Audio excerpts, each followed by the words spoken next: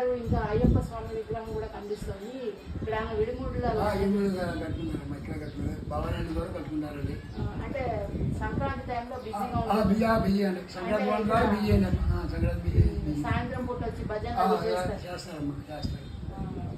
అంటే చాలా బాగుంది దేవుడు దాంతో పాటు ఇది మరి ఇక్కడ అమ్మవారి విగ్రహం ఉంది ఇక్కడ అది భవాని జ్యోతులు పెడతారు కదా, జ్యోతులు దసరాలో దాన్ని ఊరేగించారు. అలా విగ్రహం బయట తీసుకొచ్చి కార్తీక మాసం కూడా కార్తీక మాసంలో విజయమ్మ కార్తీక మాసం అయ్యవారి దగ్గర అమ్మవారి దగ్గర వచ్చిన వాళ్ళకి కోరికలు తీరి మళ్ళీ వస్తారమ్మా, వస్తారమ్మా, గ్యారెంటీ వస్తారు. సంతోషం.